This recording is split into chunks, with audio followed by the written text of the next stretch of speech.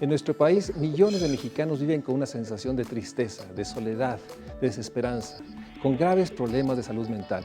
De eso hablaremos en México Social. Para iniciar, los invito a que veamos el siguiente reportaje. Es un tema que está presente, pero del que sin embargo poco se habla y mucho menos se toman acciones. La salud mental en México es uno de los problemas con mayores rezagos en nuestro país. Las cifras oficiales señalan que 15% de la población, es decir, poco más de 17.5 millones de mexicanos padecen algún trastorno mental. De ellos, solamente el 2.5%, es decir, 438,000 personas, acuden a tratamiento médico.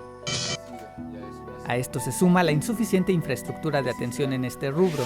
Nuestro país tiene 2.7 psiquiatras por cada 100,000 habitantes y destina el 0.85% del presupuesto nacional para salud en atender problemas relacionados con la mente. La Organización Mundial de la Salud recomienda que se dedique el 10%. La discapacidad psiquiátrica no existe legalmente en México, a pesar de que la OMS calcula que las enfermedades mentales representan el 13% dentro de las discapacidades a nivel nacional. Así, en México los trastornos más frecuentes identificados son ansiedad con una prevalencia de 14.3%, trastornos de uso de sustancias con 9.2% y los trastornos afectivos con prevalencia de 9.1%. Los hombres presentan una incidencia más alta de cualquier trastorno en comparación con las mujeres, 30.4% contra 27% respectivamente. Por tipo de trastorno, en México los más comunes son las fobias específicas, pues el 7.1% de la población manifiesta haber presentado alguna a lo largo de su vida. Le siguen los trastornos de la conducta con una prevalencia del 6.1%, la dependencia al alcohol con 5.9%, la fobia social con 4.7%, así como el episodio depresivo mayor con una presencia de 3.3% entre la población nacional. La depresión tiene un alcance más allá de la calidad de vida de la persona que la padece e impacta directamente en el sector laboral. De acuerdo al Instituto Nacional de Psiquiatría, los trabajadores mexicanos pierden en promedio 14 días al año y reducen su productividad en un 40% debido a la depresión. Un deterioro en la calidad de vida a causa de los trastornos mentales deriva en fallecimientos por causas directas o asociadas a esta problemática. De acuerdo con las estadísticas de mortalidad del INEGI, entre los años 2000 y 2011, se han registrado en México 43.700 defunciones por trastornos mentales y del comportamiento. Las entidades con mayor número absoluto de defunciones por enfermedades mentales son, en primer lugar, Veracruz con 4.450 casos, el Estado de México con 4.192, Puebla con 3.939, Jalisco y Oaxaca con 3.000 casos, el Distrito Federal con 2.882 defunciones, Michoacán con 2.320 casos y Guanajuato con 2.220. Dentro de los decesos por trastornos mentales, prácticamente el 70% de ellos se ubican en la categoría de decesos por consumo de sustancias psicoactivas, lo cual establece una muy alta asociación entre el consumo de drogas y la mortalidad asociada de manera directa a las alteraciones de la salud mental. México no puede continuar ignorando los problemas de salud mental que padecen sus ciudadanos, ni puede tolerar la inexistente infraestructura de salud para atenderlos. Reconocer que mejorar la calidad de vida en este rubro para quienes padecen algún trastorno impacta en una reducción de enfermedades asociadas, fallecimientos e incluso productividad, es el primer paso para implementar las medidas que garanticen la plena salud de todos los mexicanos. Para hablar sobre los graves problemas de salud mental en el país, México Social no podría tener mejor invitado en el estudio que la doctora Marilena Medina Mora. Muchas gracias por estar, Marilena, para ayudarnos a entender y explicar esta dimensión dramática, yo diría, de la salud mental. ¿Qué debemos entender por salud mental en nuestro país? Sí, qué bueno que haces esa pregunta porque normalmente cuando hablamos de salud mental hablamos de enfermedad mental y no de salud mental. Si estamos hablando de salud mental sería aquellos elementos que hacen que una persona pueda desarrollar sus potencialidades y en ese sentido estaríamos hablando de salud física, salud mental, o sea, una combinación de bienestar que lo lleva a tener una vida con mejor calidad. La enorme importancia de vincular una sensación de salud, digamos, física, biológica, con un estado de ánimo. Exactamente, porque pensamos que sin salud mental no hay salud.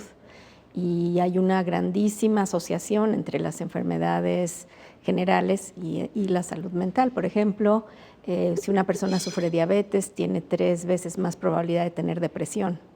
Si tiene depresión, tendrá menor apego a tratamiento. Y entonces la misma enfermedad hace que busque menos ayuda y entonces el problema se hace más grave. Si estamos hablando de trastornos cardiovasculares, también pensamos que la sobrevida de las personas que tienen depresión asociada al trastorno cardiovascular, ya sea antes o después de que apareció este trastorno, también va a disminuir su sobrevida. Y si estamos hablando de cáncer, vuelve a ser lo mismo, ¿no? Entonces estamos hablando de una enfermedad que debería de ser considerada como una enfermedad como cualquier otra, integrada dentro de la atención global a la salud.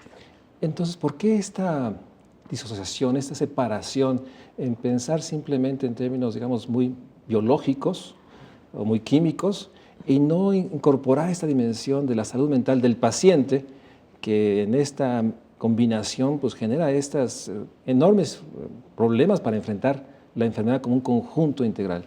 Así es, y que tiene todos estos elementos biológicos y sociales.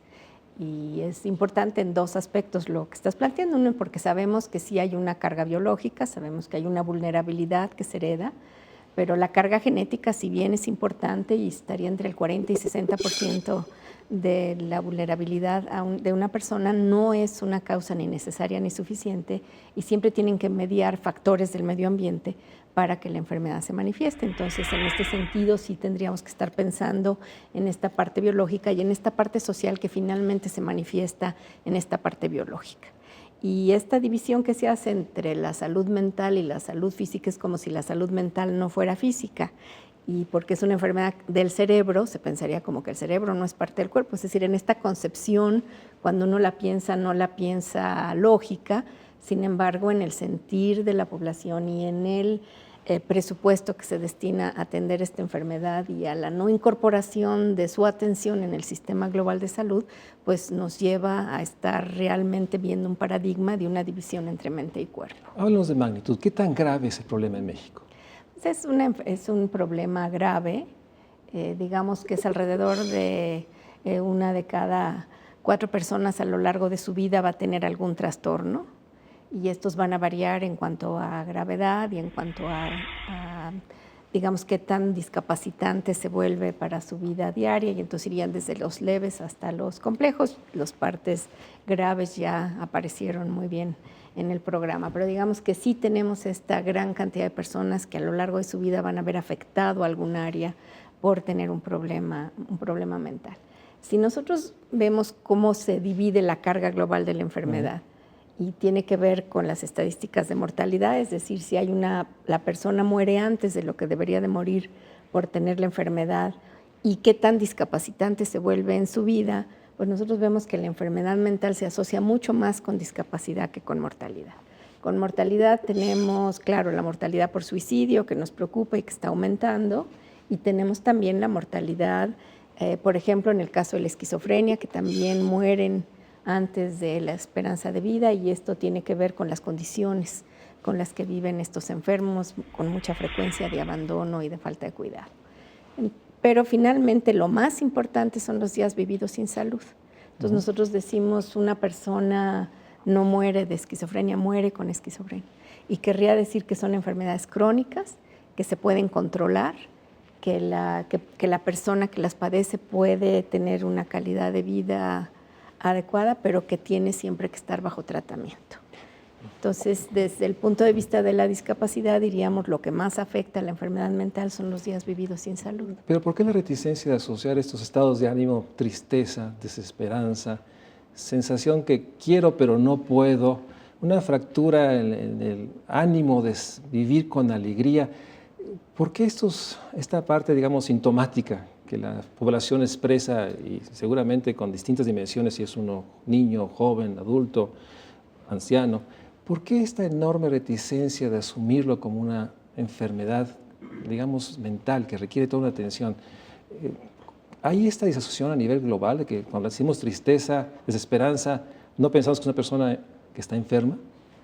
Es muy interesante este planteamiento, porque no, yo pienso que la tristeza y la desesperanza que eventualmente todo mundo puede padecer ante un evento no necesariamente es una enfermedad mental.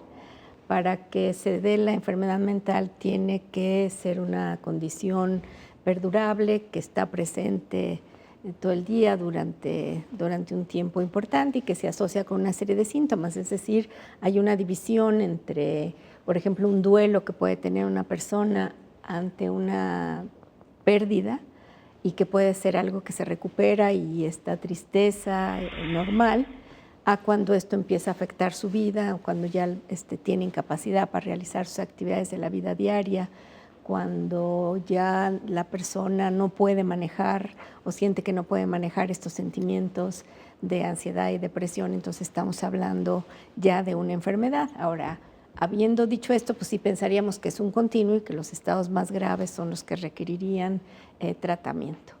Pero al mismo tiempo, por ejemplo, en el caso de los adolescentes, muchas veces estos sentimientos de incomodidad y de que sí afectan de manera muy importante a los jóvenes, a veces se les confunde con una reacción normal de la adolescencia, normal entre comillas, y entonces no se les da la ayuda necesaria.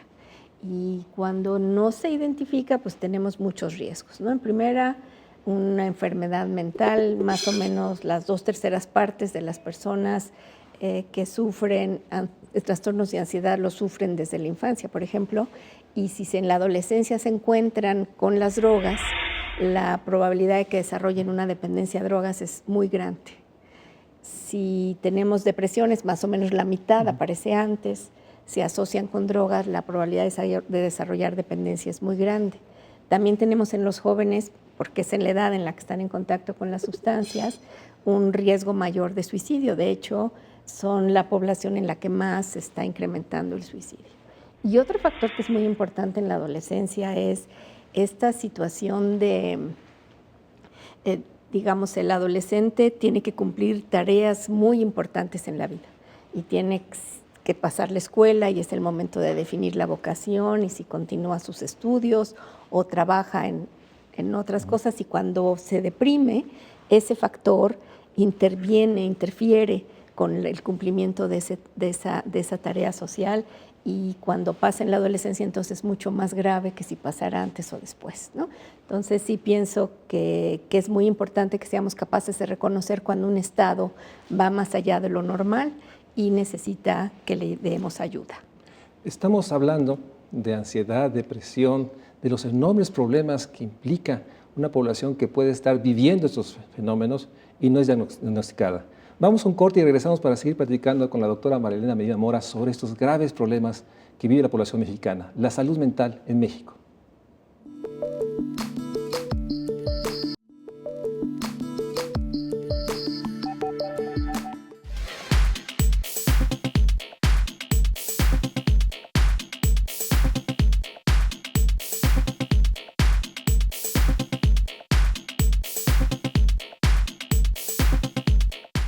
Yo personalmente no.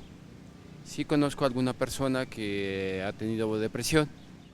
Bueno, la persona que conozco sé que nada más estaba tomando antidepresivos, pero no sé a qué institución haya asistido. No sé si haya recibido la atención profesional correspondiente. Yo la padecí, pero ahora sí que la verdad yo me supe controlar por mí mismo y pues no acudía a ningún centro médico. Bueno, sí he conocido personas y bueno, yo creo que todos en algún momento de nuestra vida pasamos por momentos de depresión, pero leve, y ya puede trascender, pero ya en ocasiones graves.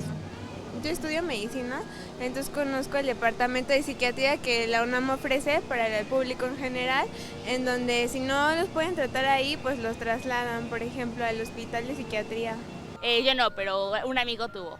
Porque le daba miedo de que al ir a algún centro o algo le dijeran cosas que él no quería escuchar y cayera todavía en una mayor depresión. Como dicen muchos de los jóvenes y personas que entrevistamos, sabemos que conocidos tienen problemas de depresión, de angustia. ¿Qué debe hacer una persona? O sea, no quisiera mandar el mensaje que es algo irresoluble o algo que es tan difícil de identificar. O sea, ¿cómo podemos orientar a la población, sobre todo a los padres de adolescentes o de niños, de cómo actuar cuando perciben, más allá de un acto de tristeza, sino una sensación de cambios en conducta. ¿Cuál sería, digamos, el proceso que deberíamos seguir cualquiera que tiene vinculación con una persona que vemos que vive largos procesos de depresión o de tristeza? Sí, creo que aquí dices la clave, ¿no? Que es que haya cambios importantes. Sí, nosotros vemos cuando una persona empieza a cambiar de manera importante. Si son niños y adolescentes, probablemente el cambio se vea por una irritabilidad, porque se vuelven intolerantes a todas las situaciones, hay un cambio importante y dejan de hacer las actividades que antes les ocasionaban gusto, se aíslan mucho. Y en el caso de la población adulta, en los hombres vemos también esta irritabilidad, en las mujeres es más frecuente que sea a través de llanto, que sea a través de no poder levantarse de la cama, de no tener energía para hacer nada, de estar todo el tiempo con esta sensación de ansiedad, de dificultad de toma de decisiones. Y cuando esto se prolonga, se ocurre todos los días y se prolonga más de 2 semanas, estaríamos pensando en Ese sería el lapso, 2 semanas. 2 semanas estaríamos pensando en que hay una necesidad de tratamiento. Ahora, normalmente la depresión viene con mucha ideación suicida y cuando estos sentimientos son fuertes, creo que la persona también debería de ir a buscar ayuda, aunque no haya pasado este lapso. Y dependiendo de la gravedad que se da en relación con el problema, ya se definiría si requiere o no medicamentos. Hay algunas depresiones que pueden salir con psicoterapia y otras requerirán tratamientos farmacológicos y otras, pues a lo mejor un internamiento y otras medidas en los pocos casos de depresión resistente. Pero también pasa el otro extremo. Ante cualquier fenómeno se piensa o se busca una solución rápida y fácil y hay una medicación, digamos, casi de inmediato. Ese también es un riesgo de un excesivo uso de medicamentos pensando que pues, mágicamente se puede resolver un problema de conducta. Sí tenemos una proporción de personas que sin tener una depresión, por ejemplo, sí toman antidepresivos y se comunican unos a otros. O pastillas para dormir, para hablar de una expresión. Digamos, las pastillas para dormir tienen otro factor adicional de riesgo, porque las pastillas antidepresivas no generan dependencia y por lo general le van a hacer efecto a la persona que realmente los está necesitando. En cambio, las pastillas para dormir y para tranquilizarse, estos sí nos pueden ocasionar una dependencia, entonces hay que manejarlos con mucho cuidado, porque las personas que tienen trastornos de sueño y se automedican, pues van a necesitar cada vez más el medicamento para poder dormir y probablemente toda esta otra parte terapéutica que es la profilaxis del sueño, de todo lo que tiene que hacer la persona en cuanto a la alimentación, en cuanto a las bebidas que tienen estimulantes, en cuanto al ejercicio y otros factores, no los hace y nada más toma el medicamento y luego necesita cada vez consumir más medicamento. Entonces, sí, el problema de la automedicación es importante, debemos de tener cuidado con ello y realmente pues atenerse a lo que el médico prescribe para evitar riesgos. Pero sigamos en esta ruta. Un padre de familia identifica después de 2-3 semanas graves cambios o intensos cambios, ¿a dónde debe ir? ¿Realmente tenemos las capacidades en el país para que alguien se acerque, no sé si a un psicólogo, a un psiquiatra, a un centro de salud? O sea, tengo la impresión de que tenemos otro problema. No hay realmente la infraestructura. Y en esa situación, bueno, pues uno le consulta al vecino, a la farmacia y podemos caer en una situación grave de interpretaciones no claramente las más aconsejables. ¿Cuál es la capacidad del país para realmente atender, orientar a los padres de familia? Aquí tenemos 2 problemas de este importantísimo tema que estás tratando. Uno tiene que ver el estigma, entonces a veces tenemos una capacidad instalada que no se usa porque la persona tiene miedo que lo identifiquen como una persona loca o ir a un psiquiatra o al psicólogo o a un hospital, les da temor y este estigma pues afecta a la persona, afecta a la familia, afecta a las instituciones y a las personas que han dedicado su vida a tratar estas enfermedades. Entonces sí tenemos que que luchar contra este estigma y tenemos que entender que las enfermedades mentales son enfermedades como cualquier otra y deberíamos ser capaces de hablar de ellas. El problema es que como no hay una integración, es una persona que sufre depresión, a pesar de que la depresión es la enfermedad de todas las enfermedades crónicas, la que más días sin trabajo ocasiona, incluyendo enfermedades muy graves, cuando uno no puede decir que no fue a trabajar porque está deprimido, entonces siempre hay como ese estigma. Entonces tenemos que luchar contra este estigma para que realmente se reconozcan como una enfermedad como cualquier otra. Y por otra parte también necesitamos aumentar la capacidad de respuesta. Es cierto, o sea, México tiene como la mitad, digamos, estaríamos como en la media mundial. Tenemos la mitad de países del mundo que tienen más enfermos que nosotros y la mitad que tienen menos enfermos que nosotros. Pero una característica importante de México es que una proporción muy importante no llega a tratamiento. Y cuando llegan a tratamiento llegan muchos años después de haber empezado la enfermedad, más o menos para la depresión la media son 14 años. Esto quiere decir que cuando la persona llega a tratamiento llega con muchísimas pérdidas. Perdió a lo mejor el trabajo, la capacidad de mejorar en el trabajo, o un joven no siguió en la escuela, y estas pérdidas se van potenciando con la misma enfermedad. Adquirió una adicción severa. También el alcohol, por ejemplo, es la que más dura. Más o menos las familias pueden ocultar el tema hasta 20 años después. Se calcula que el 75% de las personas enfermas de alcohol nunca llegan a tratamiento. Entonces, esta situación, digamos, que se combina por un lado el estigma y por otro lado el hecho de que no tengamos suficiente cobertura, hace que una proporción muy importante de la población viva sin salud y viva una calidad de vida que podría mejorar. Ahora, ¿cuáles son las perspectivas? Pues sí se ha planteado la necesidad de incrementar el presupuesto de salud para atender a la enfermedad mental. Ahora, si nosotros lo vemos así en cifras, pues se pensaría que es algo que no se puede lograr. Sin embargo, si nosotros pensamos que se puede integrar la atención a la salud mental dentro del sistema existente de salud, se debe integrar. Pues entonces, obviamente que sí podríamos atender. Quiere decir que necesitamos contratar psiquiatras en los hospitales generales, quiere decir que tenemos que integrar la atención a las adicciones con la atención a la enfermedad mental. Más o menos el 50% de las personas que tienen una dependencia a drogas tienen también un trastorno emocional. Cuando vemos nada más los adictos graves, esta proporción se incrementa. Entonces sí estamos viendo que estos chicos que llegan a los centros de tratamiento porque están en un riesgo, muchos de ellos van a tener un problema emocional.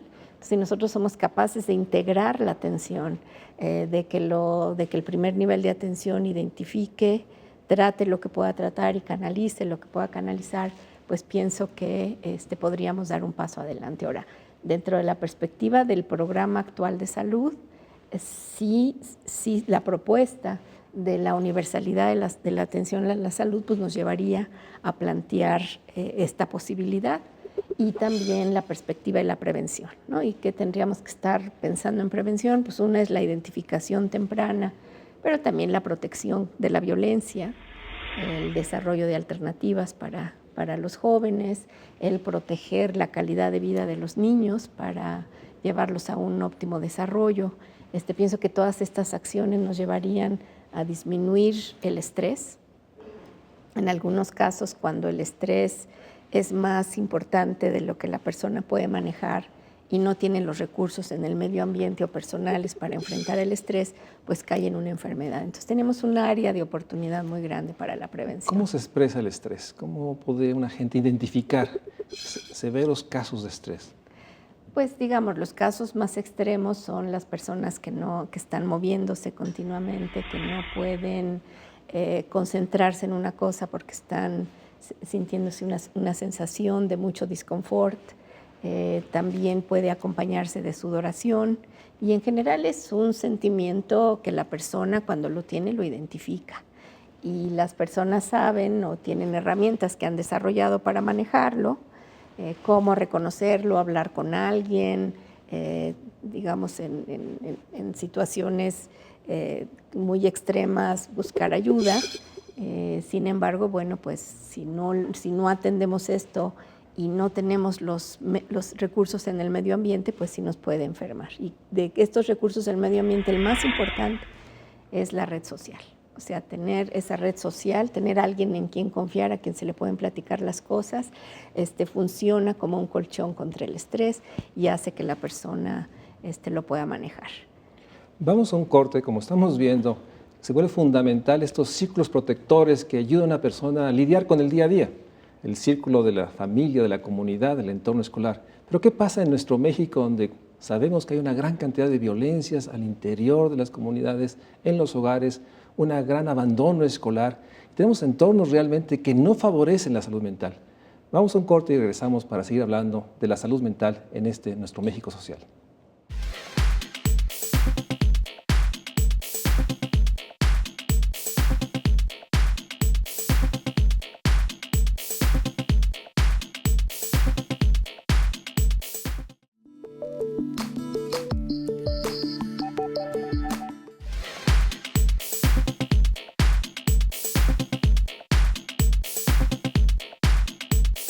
Bueno, yo principalmente acudí a la casa de Tina Modotti, que es una casa de apoyo a la mujer, y de ahí me canalizaron a psiquiatría.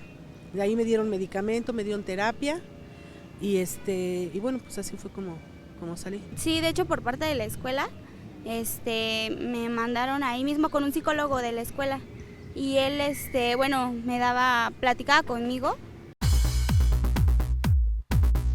En Cuernavaca, Morelos, en un centro donde dan atención psicológica. Hay muchos lugares donde podemos acudir, por ejemplo, por parte del Estado, que está el DIF, ¿no? El DIF en cada región, o psicólogos particulares, por ejemplo. Uno de los lugares que me recomendaron, de hecho fui a Cuernavaca, se llama Fisiosport, y es un área de psicología donde atienden. Y otros de mis conocidos también, mujeres, han acudido a una instancia que es el Instituto de la Mujer. Bueno, me parece que he escuchado el Instituto Mexicano de Psiquiatría, pero nada más. No tendría otra referencia donde acudir. Como vimos, hay algunos que sí saben o por lo menos han oído de algún lugar, pero regresemos al tema antes de hablar sobre la infraestructura de atención, las redes, los entornos comunitarios familiares. ¿Cómo percibes en este México social donde pareciera ser que insistimos que hay una gran desestructuración por la violencia intrafamiliar, por comunidades que viven violencias y marginación, por el abandono escolar? Estos entornos, ¿cómo los percibes y su impacto y su relación con la salud mental? Pues sí, digamos, estas son las dos dimensiones. Por una parte, cuáles son estos factores de riesgo y qué podemos hacer frente a ellos en la prevención, y también, una vez que ya está la enfermedad, cómo conseguir ayuda. Y desde este ángulo de cuáles estos mecanismos de prevención, bueno, estábamos hablando del estrés. Creo que es muy importante enseñar técnicas de manejo del estrés. Desde luego las redes sociales son importantes en cuanto a que la gente pueda hablar de sus problemas, pero también es la manera como enfrenta, y aprender estas maneras de enfrentar es importante porque uno lo puede enfrentar con evitación, con negación o abusando de sustancias, y esto nos lleva a escalar el problema. Con más violencia también. Así es. Y si lo manejamos con enfrentarlo, con hablar de ello, con tratar de salir adelante, nos da esta posibilidad de manejar el estrés y no llegar a una enfermedad. Y esto es importante porque, desde luego, hablabas de este México social, sí sabemos que es un México violento, sabemos que las comunidades, hay comunidades con muchísimos problemas de pobreza, de inseguridad, de violación a los derechos y de otros eventos violentos más graves. Y sin embargo, no todas las personas que los padecen llegan a tener una enfermedad, es decir, la violencia sí es el factor de riesgo más importante para la enfermedad mental y también para las adicciones, pero no todas las personas que los padecen llegan a desarrollar un trastorno, y esto tiene que ver con la posibilidad de manejarlo y atenderlo. Entonces, sí, dentro de los programas comunitarios y de las escuelas necesitamos habilidades que les enseñan a los jóvenes a identificar los sentimientos y hablar de ellos, a poder comunicarse, a los papás a cómo darles límites a los hijos, cómo ponerles límites, pero también con aliento y también con posibilidades de desarrollo, para que las familias que están teniendo problemas de violencia los puedan manejar y puedan enfrentar las situaciones de otra manera, para que los jóvenes que están empezando sus relaciones interpersonales acepten, sean tolerantes a las diferencias y puedan realmente resolver conflictos sin violencia. Entonces creo que todo esto forma parte de un entorno mejor, y de un nivel más macro tendría que ver con oportunidades, que siempre lo has planteado, de educación y desarrollo. Sí, hoy la enfermedad mental tiene un rostro de pobreza. ¿Y por qué tiene un rostro de pobreza? Porque se concentran estas vicisitudes en las comunidades con menos recursos, y por otra parte también tienen menos alternativas de tratamiento. Entonces sí necesitamos trabajar sobre esto para mejorar la atención, pero también una vez que ya esté el problema, tener posibilidades de que se busque ayuda. El planteamiento, digamos, del Seguro Popular es que la persona sea atendida en primer nivel de atención. Está ya incorporado, la mayor parte de las personas, la mayor parte de los trastornos están incorporados. Todavía tiene una cobertura pequeña porque paga muy poco del tiempo de hospitalización, pero ya hay esa posibilidad. Entonces, habiendo esa posibilidad, lo que tendríamos que trabajar es modelos de atención en el primer nivel para que las personas, los equipos de salud que trabajan ahí puedan identificar adecuadamente, puedan tratar los casos leves y puedan canalizar a otras instituciones de segundo y tercer nivel. Hoy por hoy sí tenemos pocas camas para las necesidades del país y tenemos pocos psiquiatras, entonces tenemos que trabajar por eso. Ya el Seguro Popular incluye el medicamento y la psicoterapia. Y esto es importante porque estamos hablando de enfermedades crónicas, o sea, podemos utilizar el ejemplo de la diabetes. La diabetes es una enfermedad crónica que no se cura, pero se puede controlar.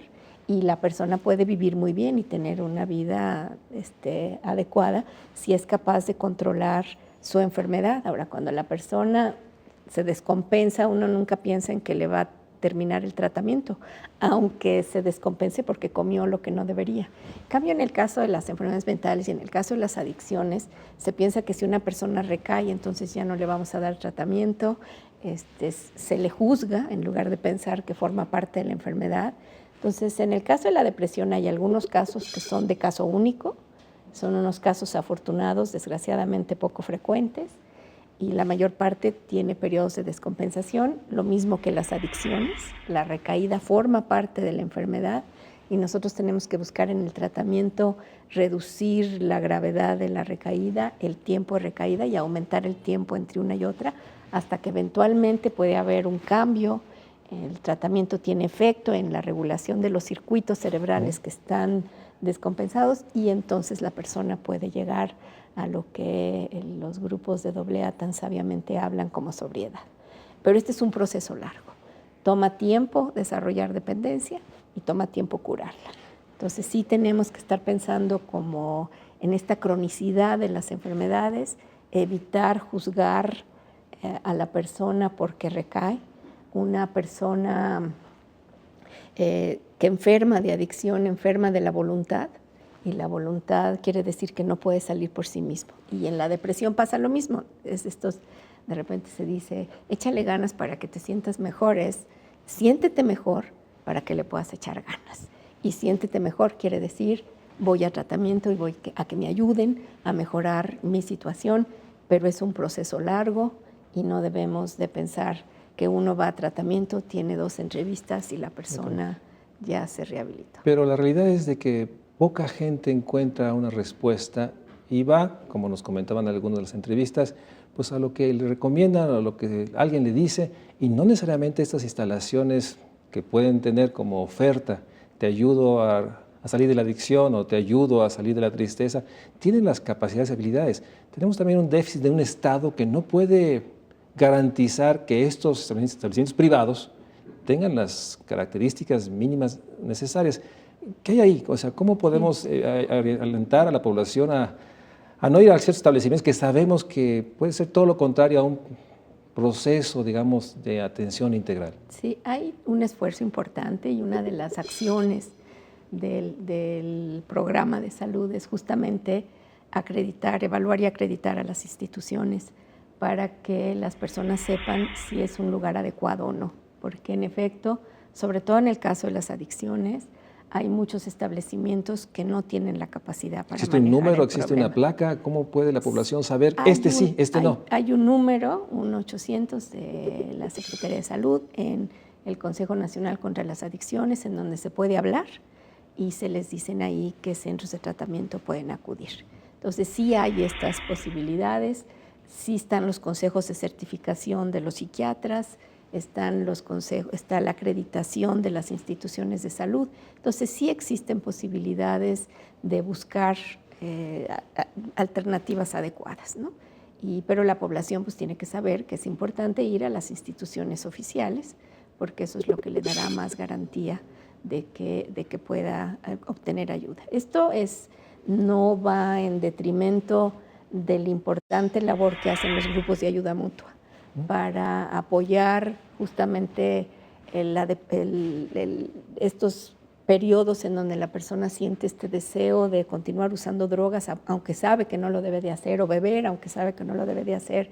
Este apoyo y esta contención que tienen los grupos de ayuda mutua es importantísimo, y lo que hemos encontrado en la investigación es que es la unión del tratamiento profesional con la atención de estos grupos lo que nos da mejores resultados. Pero necesitamos que estas instituciones estén acreditadas, que ya sea que formen parte de los grupos que sabemos que tienen una atención que no viola derechos humanos, y por otra parte que tengan la acreditación del Consejo contra las Adicciones. Entonces lo que deberíamos de recomendar justamente es que se hable al teléfono 1-800 para encontrar orientación de a dónde acudir. Pondremos el teléfono en el programa, pero háblame de la República, la expresión de la enfermedad mental, de las adicciones, incluso de los suicidios, no se comporta de una manera homogénea en las 32 entidades.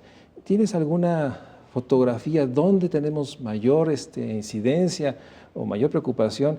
Y por otra parte, lamentablemente muchas veces esto va acompañado de menores capacidades institucionales. No necesariamente existen en los lugares de mayor riesgo las mayores capacidades. Claro, y este es un problema importante. El país sí está pintado de colores diferentes que tienen que ver con cómo se distribuye el problema del alcohol, cómo se distribuye el problema de drogas y cómo se distribuyen algunos trastornos mentales.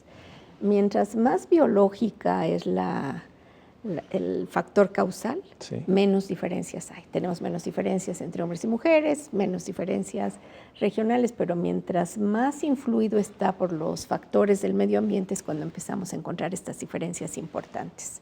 Entonces, digamos, en términos generales, para adicciones, diríamos, el norte está pintado de un color más fuerte, con mucho más riesgo. No todo el norte es homogéneo, pero digamos, es como si lo viéramos de una manera global. El centro intermedio y el sur más bajo, pero tenemos zonas como Quintana Roo, ciertas zonas de Quintana Roo que tienen los índices más elevados, o dentro del centro, por ejemplo, Hidalgo, son zonas que tienen altos índices de problemas, ¿no? Entonces sí hay una variabilidad muy importante. En el caso de las drogas tiene que haber con disponibilidad, por qué sustancia es la que está disponible, y también cómo es el entorno que pone más en riesgo o menos riesgo a las personas. Y en el caso de la enfermedad mental sí hay una variabilidad importante entre regiones donde hay más violencia, y entonces los chicos son más víctimas de violencia, ya sea testigos o víctimas directas del problema, y esto también nos da un color diferente en el país. Vamos a un corte, estamos hablando sobre los graves problemas de la salud mental en nuestro país. Seguimos hablando con la experta, la doctora Marilena Medina Mora. Los espero después del corte.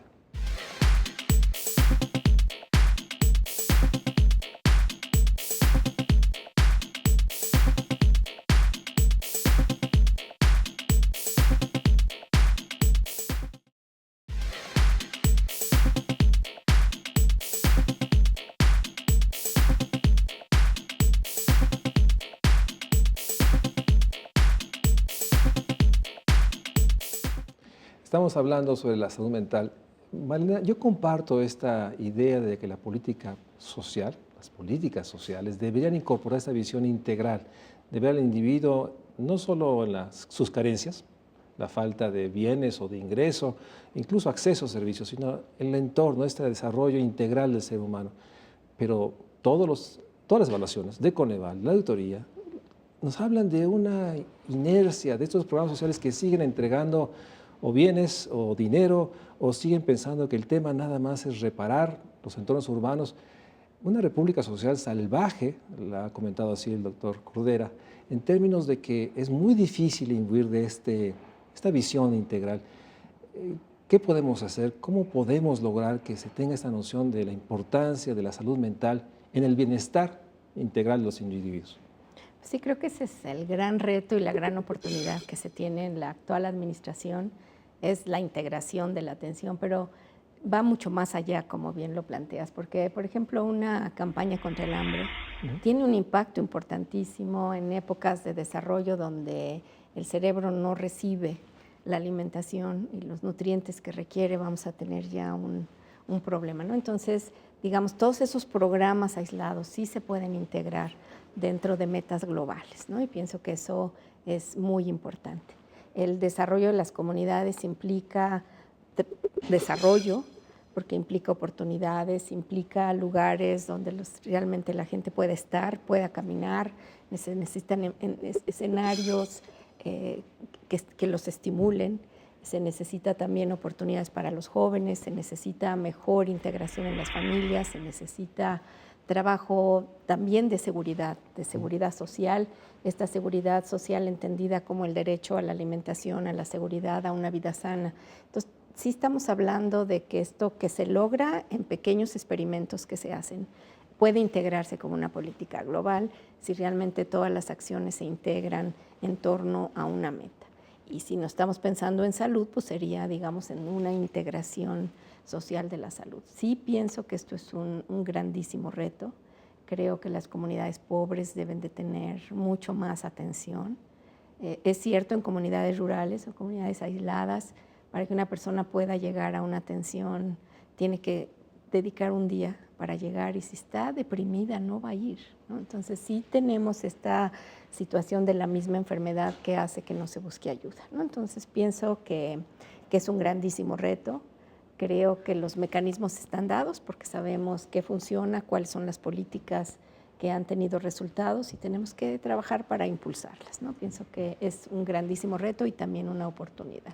Bueno, yo espero que los que están diseñando política pública ahorita a nivel municipio, estatal, federal, tengan esta noción de incorporar esta visión integral y que sabemos tanto de muchos de estos fenómenos que afectan el bienestar de los individuos, pero parecía ser que tenemos un problema de traducirlo en política pública. Espero que realmente haya esta oportunidad, le llamas tú, que en esta administración se incorpore de una manera integral. Tenemos ya pocos minutos en el programa, pero yo quisiera regresar a ciertas recomendaciones a la población en general de cómo enfrentar o cómo preservar su salud mental, cómo identificarla, o sea, cómo podríamos nosotros orientar a la población, a quien nos esté viendo, de qué cosas debe cuidar. Si tiene, hagamos el caso de un adolescente o tengamos un adulto mayor, esos dos casos, ¿cómo podemos pensar en ayudar? Sí. Creo que, digamos, como esté el adulto mayor, también va a implicar cómo fue desde niño, y en adolescente pasa lo mismo, ¿no? Entonces pienso que si nosotros vemos cada etapa de desarrollo, que tendríamos que estar seguros que los bebés tienen la alimentación que requieren, que el cuidado prenatal de la madre sea adecuado, que tenga una buena alimentación, que cuando el niño se va desarrollando vaya cumpliendo en cada etapa de su vida con las actividades de sentarse, de caminar, de empezar a hacer ruidos, que son el preámbulo para el lenguaje, y cuando hay este retraso en relación con otros niños, pues ir por estimulación, porque hay programas muy efectivos de estimulación y muchas instituciones que lo hacen muy bien. Después, si ya el niño, digamos, tiene otros trastornos, otras conductas conductas que son muy agresivas o muy intolerantes o con mucha dificultad en la escuela, tendríamos que buscar otras instituciones y afortunadamente cada vez se abren más estas opciones. Si llegamos a la adolescencia, y bueno, primero si tienen trastornos, ansiedad o depresión, pues también tendríamos que atenderlos. Si se atienden, se resuelven en la mayor parte de los casos. Si llegan a la adolescencia tenemos mayores riesgos, entonces ahí también tendríamos que buscar estos apoyos. Digamos, pasamos por una etapa importante de la vida. Las mujeres jóvenes son las que menos van a tratamiento por depresión, aunque tienen un riesgo muy grande. Esto nos preocupa porque es la edad en la que están teniendo bebés. Una madre deprimida no puede establecer los vínculos que necesita el bebé para desarrollarse. Entonces tenemos que identificar estos riesgos previos y hacer estas intervenciones, que también hay programas adecuados. Y después pues hay una etapa de la vida donde se puede desarrollar alcoholismo. Normalmente los hombres no van a tratamiento. El alcoholismo se niega mucho, las mujeres también. Y entonces esta parte también es un momento de ver cómo se está bebiendo, si se está empezando a tener problemas, si los amigos o el médico nos está diciendo que hay algo que está pasando, para que también se busquen intervenciones breves muy efectivas de 5 sesiones en donde la persona puede reaprender cómo manejar el alcohol. Si se está fumando hay que dejar de fumar. Y esto, digamos, cuando llegamos a la tercera edad tenemos un riesgo adicional y tiene que ver con la pérdida de ciertas potencialidades, con un mayor riesgo de problemas de sueño, de problemas de depresión y de la incapacidad que va apareciendo. Y aquí pues también tenemos una gran deuda de protección a la persona de la tercera edad, de darles un significado a su vida, de permitirles un significado a su vida y de abrir las opciones de tratamiento para atender estos problemas que vienen con la tercera edad, incluida la demencia, ¿verdad? Un tema que tocaste, quiero regresar porque sin duda está hoy en día en la discusión, es la adicción tiene que ver sí con la disponibilidad, dirían el precio de las drogas, pero no solamente con eso. No. O sea, el que se legalizara o el que se fuera más, digamos, permisible, no va a evitar el problema de adicciones. Me gustaría tu reflexión sobre eso. Sí, digamos, la disponibilidad es un factor que explica el crecimiento del problema. Y si no hay drogas disponibles, pues tampoco hay oportunidad para la exposición y tampoco consumo. Pero la disponibilidad por sí misma no explica totalmente por qué una persona va a desarrollar una dependencia. Entonces, ¿qué querría decir? Que si tiene la droga disponible, va a ser más probable que la pruebe, pero para que pase del probar a ser dependiente, tendrían que mediar otros factores, que un factor de riesgo más importante es un trastorno emocional, pero también tiene que ver con haber experimentado violencia. Esto también nos incrementa mucho el riesgo. Con no tener otras alternativas también nos incrementa el riesgo. Tener una baja percepción de riesgo nos hace repetir el consumo y la repetición del consumo hace que el cerebro se sensibilice a la sustancia y empiece a necesitarla, y entonces hace que la persona ya no pueda controlar en determinado momento el consumo. Entonces sí estamos hablando de un fenómeno complejo en donde la disponibilidad aumenta la probabilidad, pero no es causa ni necesaria ni suficiente, y en el caso de la dependencia tendríamos que tener todos estos factores adicionales que hacen que la persona desarrolle drogas. Ahora, la disminución de la percepción de riesgo es muy desafortunada, y es muy desafortunada porque, digamos, sea legal o ilegal, el cerebro se comporta igual y el medio ambiente incrementa los riesgos. Entonces, ¿qué tenemos en el alcohol? Pues, digamos, una gran asociación con el suicidio de los jóvenes, una gran asociación con la mortalidad por accidentes, y es una droga que no se controla,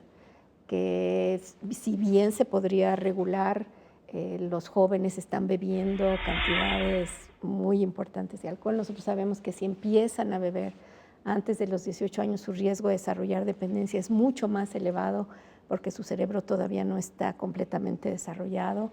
Sabemos que un adolescente que fuma marihuana tiene problemas cognitivos y que estos problemas cognitivos que en la edad adulta, cuando el consumo empieza y se da en la edad adulta, después de un tiempo de no usar, parecen disminuir. Esto no es tan claro para los adolescentes. Y también, digamos, tenemos otras afectaciones porque, por ejemplo, la marihuana, por el lugar donde se liga en el cerebro, es muy cerca de las zonas que manejan la atención, la memoria, todas esas actividades cognitivas que le permiten tener éxito en la escuela. Entonces, sí tenemos que la gente que fuma marihuana regularmente tiene peores calificaciones porque tiene menos herramientas para competir con sus compañeros, y también ahí está asociada con fracaso escolar, y desafortunadamente los jóvenes nunca ven esa asociación de haber fumado marihuana y luego haber reprobado un examen porque les afectó su memoria reciente, ¿no? Entonces sí tenemos, digamos, esta situación de entender cuáles son los riesgos y poder actuar con ellos. Y tendríamos que empezar a actuar pues con el alcohol, y creo que el haber incluido este tema en el programa de prevención o de promoción de la seguridad es muy importante, porque, digamos, hoy por hoy se les vende alcohol a los adolescentes, se les vende alcohol 24 horas en tiendas establecidas de firmas oficiales e importantes, y no respetan, además de que se vende 24 horas, que sabemos que está asociada con violencia y accidentes, también se los venden a los adolescentes. Entonces sí pienso que cuando uno discute sobre si se debe despenalizar o no, pues creo que nadie está de acuerdo con que una persona que use drogas debe ir a la cárcel por usar drogas. Pero ¿qué es lo que tendríamos que hacer? Pues programas de protección muy importantes a los jóvenes para que entiendan cuáles son estos riesgos. Y si a mí me preguntan, pues bueno, yo diría que antes de los 25 años no debería de haber consumo de marihuana porque incrementa el riesgo de muchas patologías. Y necesitamos volver a insistir la importancia de realmente sancionar a toda esta enorme permisividad que tú lo mencionas, ¿no? La disponibilidad del alcohol. Yo soy de los que creo que el alcohol se está convirtiendo en la gran amenaza de esta juventud adolescente que sí lo es. Está consumiendo de una manera explosiva, con una enorme naturalización. O sea, las alarmas se han caído, se ha normalizado. Así es. Y tienes los grandes establecimientos comerciales o los llamados hoy antros, restaurantes, que le están vendiendo alcohol a adolescentes cuando evidentemente es un adolescente. Y creo que ahí hay una corrupción de ambas partes. Sin duda es el gran tema que creo que está atrás de estos problemas de salud mental. Así es. Quiero agradecerle a la doctora Marilena Medina Mora, la directora del Instituto Nacional de Psiquiatría, que haya estado con nosotros, de dar cuenta de la complejidad, la enorme complejidad y la urgencia de incorporar la visión de la salud mental en la construcción de ciudadanos, de individuos plenos de derechos. Estamos realmente ante una complejidad mayor y una urgencia, y por eso creo que ha sido muy importante que hoy pudiéramos meter en la agenda del México social la salud mental de todos nosotros. Gracias por acompañarnos. Gracias, doctora. Muchas gracias.